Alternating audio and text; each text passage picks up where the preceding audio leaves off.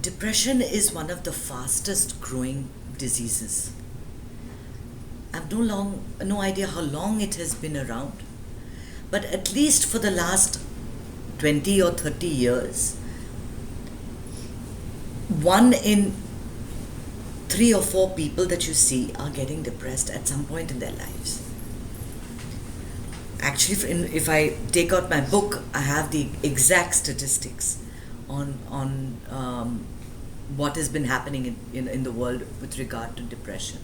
Mental illness has become a major problem everywhere. How did we manage mental illness earlier? We threw it all under the table and said, nothing, it's not important. Plus, we always had the support of the family. That if I don't have a job, doesn't matter, my brother has a job, my uncle has a job, my nephew has a job, we're all living together, we're supporting each other. But it's not like that now. We're all alone in this world and we have to make it. Why do we have to make it? Because his son is making it, her son is making it. This one went to Harvard, the other one went to Yale, the third one went to some other fancy school. Everybody is so successful. Everybody is so well respected, doing all the things. He's working in Google. He's found a career in doing this. I mean, 90% of all Indian children go to the best schools. They're lawyers, they're engineers, they're making it all about being comfortable and making enough money. Not just enough money, more than enough. That kind of stress is hitting children even at a preschool stage, especially in India. There are very few schools, and you should see the pressure in India. When I was there 20 years ago, for children to get into Rajiv School, which is called Cathedral, and there used to be Cathedral entrance classes for 3-year-olds and 4-year-olds. Learning to answer questions, be confident. It was almost like going for a talent show. It's deplorable. It's deplorable, the kind of stress that parents put on their children. If you actually get a chance to sit back and relax without having the stress, you'll realize that at no point in your life were you not taken care of. You always have been and always will be taken care of. The stress that you put on yourself, which ultimately leads to depression, is self-imposed. Sometimes we do it to our children, and we train them to think in that way. I was looking at all the Facebook posts, all the children are graduating. And I was reminded about one of the interviews I did when I was writing my book. And this young boy was the last hope for his family. His family had put all their money into the IIT entrance. They had trained him, he'd gone for classes, he got into IIT, was the first person from his family, not very highly educated, to become an engineer. So he gets into IIT, he starts studying. By the second year, he can't cope with his classes. He starts failing his classes, but he can't tell his parents that. Because his parents really have, beta, everything, you are our last hope, you are everything for us. So he doesn't tell them, but he's failing. He's not going to classes, he's failing slowly, he's not able to, he gets over his anxiety by drinking, by drugs. He starts taking, and it becomes like a vicious circle. He's not making the grades, therefore he drinks, and because he's drugged out and he's drinking so much, he cannot study. To a point, he reached a point in his life when he could not even get out of bed. And that was when the parents were informed. At that point in his life, 3 of his friends had already committed suicide. IIT has the highest rate of suicide because it is so hard to get through the exams that kids cannot deal with that failure.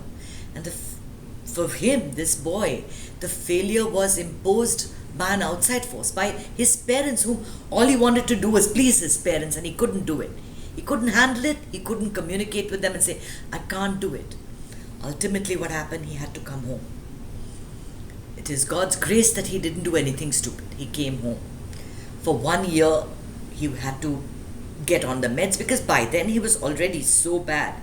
He had to take the medication. Once the serotonin in your brain stops kicking in, you have to take the medication.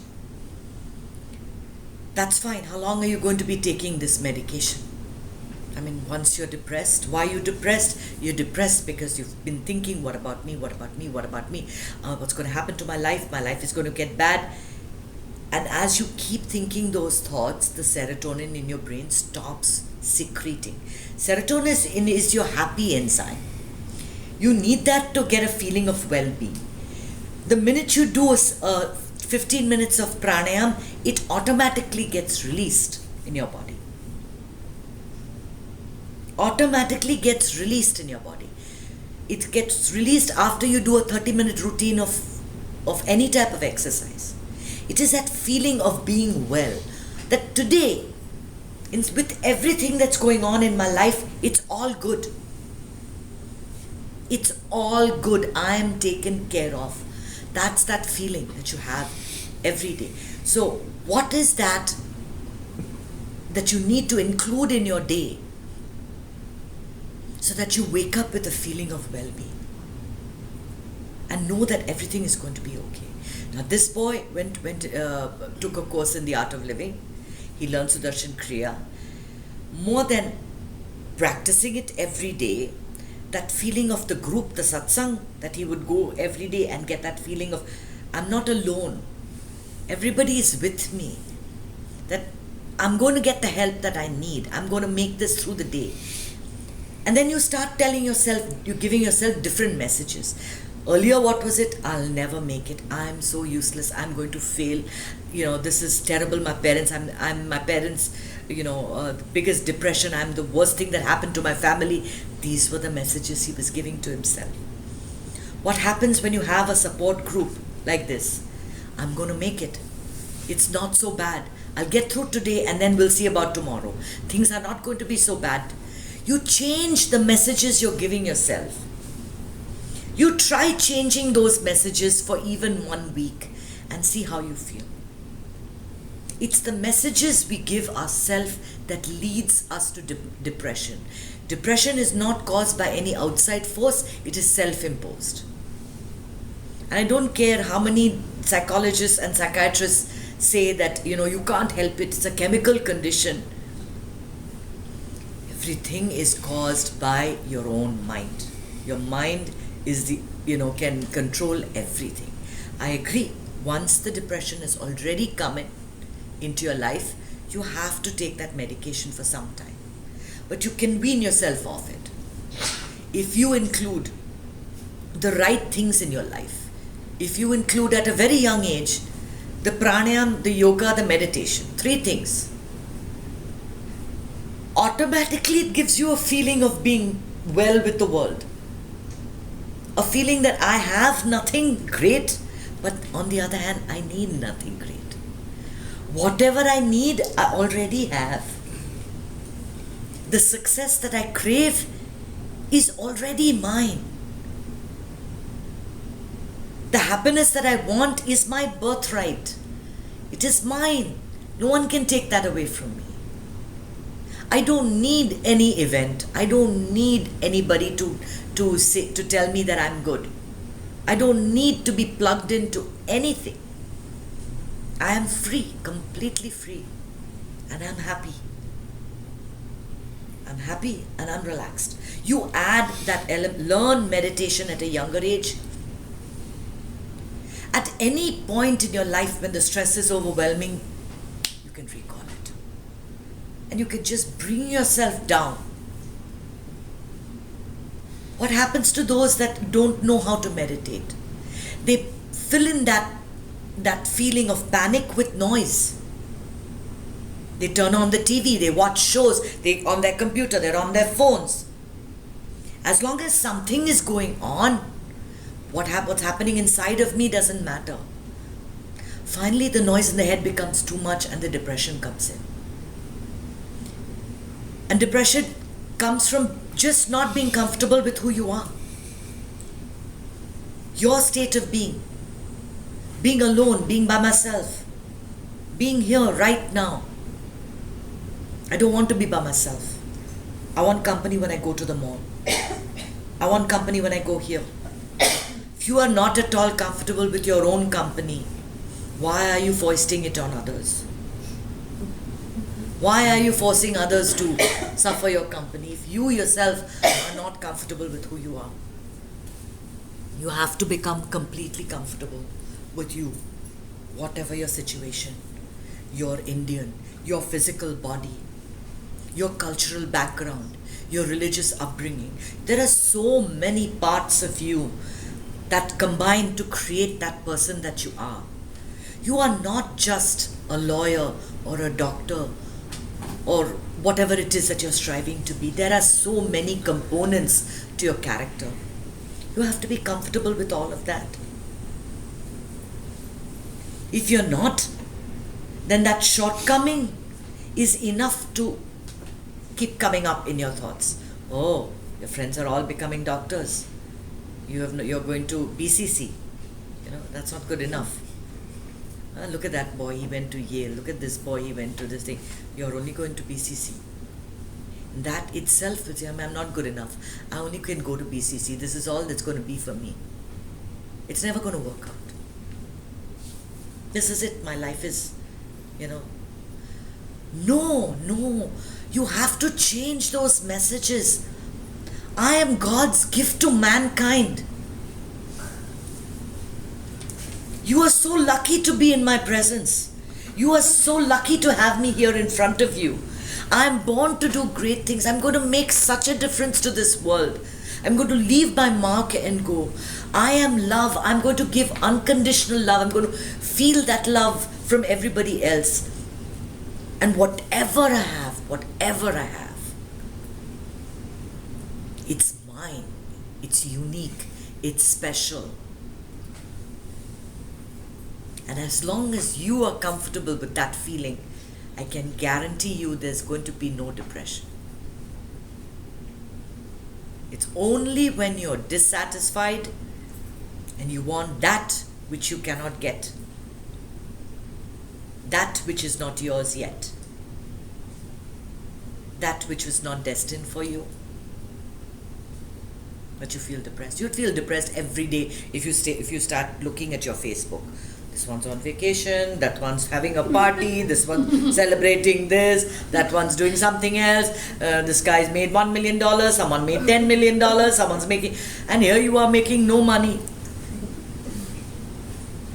I should be the most miserable person, but on the contrary, I am completely content. Yet I don't lose sight of the fact that I have to keep trying. You keep trying to make that money that you want, or get the fame that you want. I'm not saying no, or get the position that you want. The effort is 100%, but the focus has to be on process. Don't focus on the end result. Only have that as a goal somewhere there, because it's yours. It is yours. You just have to just go and get it. You do not have a right to be depressed. Nobody does. You're of no use to anybody by being depressed. Only pharmaceutical companies are making money off you. Just so you know, guys, I was on Zoloft for 5 years and I pulled myself off of it by meditation and breathing. It was very hard to pull yourself off of it, because as soon as you're taking that tablet, everything is brighter. The sun is brighter, the leaves are brighter, everything's fine, nothing affects you. Once you get off of it, you have to deal with all the ups and downs that come. But the breathing and the meditation gives you that strength or that ability to see the things happening in your life, to use the knowledge. And that's the fun, no? One day fighting with your daughter, next day fighting with your mother, third day fighting with somebody else. These little squabbles, this is a spice of life. You're not going to be smiling right through the day.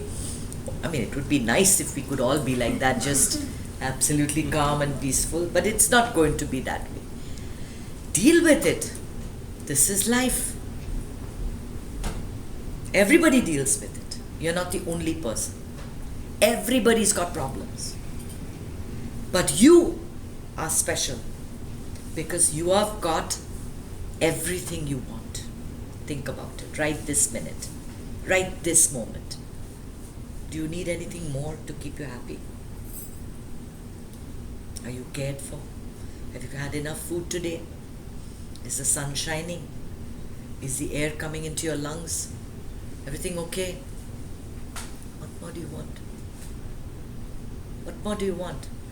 Tomorrow and the rest of the time ahead of us is a collection of todays. Just make today work. The present moment is your gift from the divine. Make it work. And you will never need to face depression ever again. Be comfortable with who you are, and that comfort comes from going inward. And so we'll go inward and examine what silence feels like.